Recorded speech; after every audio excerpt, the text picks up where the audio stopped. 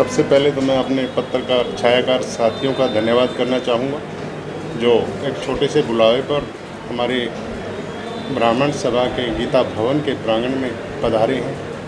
मैं आपका पुनः धन्यवाद करता हूं और साथ में मैं जिला सिरसा की ब्राह्मण सभा और उनकी सहयोगी टीम का भी धन्यवाद करना चाहूँगा। देखिए, हरियाणा प्रदेश वैसे तो अपने आप में सक्षम है, सबसे अच्छा राज्य है, यहाँ के लोग भी अच्छे हैं, हर जाति यहाँ अच्छी है, हम सबका सम्मान करते हैं। ब्राह्मण का काम जो होता है सबको शिक्षा दीक्षा देना, सबका सम्मान करना, समाज में फैल रही कुरीतियों को दूर करना, समाज को नई दिशा दिखाना, ये ब्राह्मण समाज का एक कर्तव्य है, ड्यूटी है। जैसा कि हम बात करें हरियाणा में ब्राह्मणों की, ब्राह्मणों का जो राजनीतिक और आर्थिक तौर पर पिछले कुछ दिनों से, कुछ सालों से शोषण चल रहा है, उसको लेकर के भगवान परशुराम की प्रेरणा से ब्राह्मण इकट्ठा हुआ।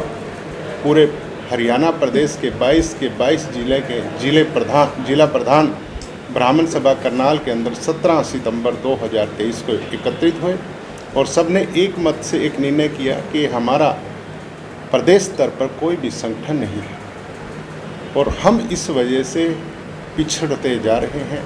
उस लक्ष्य को लेकर के एक ब्राह्मण खाप का निर्माण किया गया, जो ब्राह्मणों की प्रदेश स्तर पर खाप पहली बार बनी है। दूसरी बात, हमारे समाज में इतना एक कटुता आपस में बढ़ती जा रही है, उसको बचाने के लिए, एकजुट करने के लिए, एक मंच पर लाने के लिए एक भरसक प्रयास किया जा रहा है, जिसमें पूरा ब्राह्मण समाज दिन रात मेरे साथ खड़ा है। इस कार्य के लिए मुझे प्रेरित कर रहा है और मैं इस कार्य में पूर्णतः समाज पर समर्पित होकर के काम कर रहा हूँ। इसके बाद क्या रहता है कि हरियाणा में हम राजनीतिक तौर पे भी पिछड़े होते हैं, जबकि हरियाणा के अंदर हमारा 15.58% हिस्सा है और हमारा राजनीतिक तौर पर शोषण होता जा रहा है, हमें कहीं तवज्जो नहीं मिल रही। ये कहीं ना कहीं हमारे लिए बड़े दुख की बात है कि ब्राह्मण राजनीतिक तौर पर बहुत पिछड़ चुका है। इस लक्ष्य को लेकर के हम सब ब्राह्मण एक मंच पर एकत्रित होकर के अब की बार सभी पार्टियों से मांग करेंगे कि वो हमारा हिस्सा हमारे समाज की हिस्सेदारी के हिसाब से दे, ताकि हम राजनीतिक तौर पर मजबूत हैं। हमने पिछले दिनों चंडीगढ़ में प्रेस वार्ता में एक बात कही थी कि ब्राह्मणों की एक पुराने समय में ब्राह्मण रेजिमेंट होती थी, जिसको 1942 के अंदर बंद कर दिया गया था, उसकी भी हम पुनः गठित करने की सरकार से मांग करेंगे। उसके लिए पूरे प्रदेश में ब्राह्मण समाज के साथ एक हस्ताक्षर अभियान चलाया जाएगा और उसके लिए हम प्रदेश सरकार, भारत के माननीय प्रधानमंत्री जी, गृह मंत्री जी को हम पत्र भी लिखेंगे कि हमारे ब्राह्मण रेजिमेंट को पुनः स्थापित किया जाए, ताकि ब्राह्मण समाज के युवा जो अभी बेरोजगार भी हैं, उनको भी समाज में एक दर्जा मिले और देश में वो भी प्रहरी बन कर के समाज की सेवा कर सकें।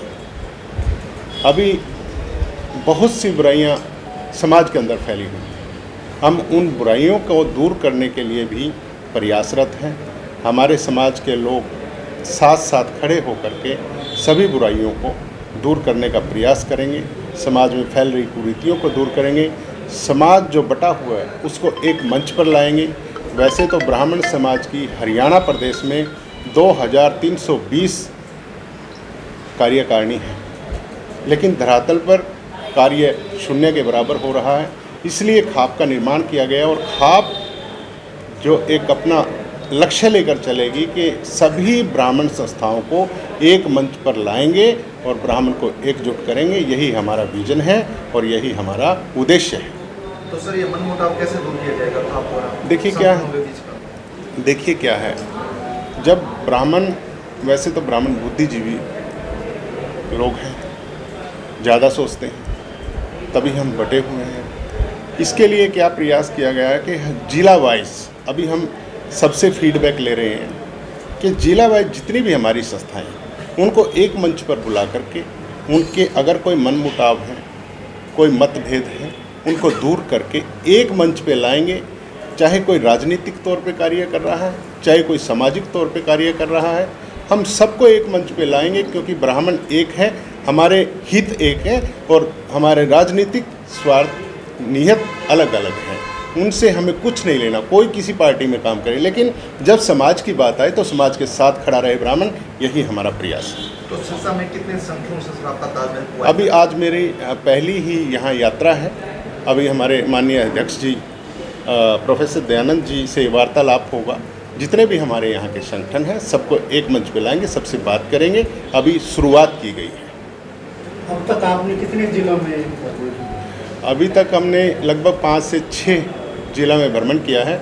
वहाँ हम सबसे फीडबैक ले रहे हैं कि आपके यहाँ पर कितनी संस्थाएं हैं और कैसे कैसे काम कर रही हैं। फिर दोबारा से हम एक अलग से यात्रा का प्रोग्राम बनाएंगे। जब सब लोग एक मंच पर बैठेंगे तब हमारा ये कार्य सफल तो हो सर जाएगा। आपने जहाँ जहाँ भ्रमण किया है तो वहाँ से आपका कोई ऐसा कॉमन इशू देखने को मिला जो लगभग सब जगह सेम हो रहा है? आपने सोचा हो कि जब सब प्रॉपर हो जाएगा तो उसका समाधान भी किया जाएगा उस कॉमन इशू का?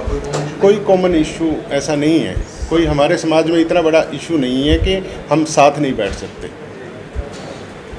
मतभेद हो सकता है, मनभेद हमारे समाज के अंदर नहीं है। ये आप लगभग कितने समय में पूरा करके तारीख है? लक्ष्य तो दिसंबर से पहले करने का है कि हम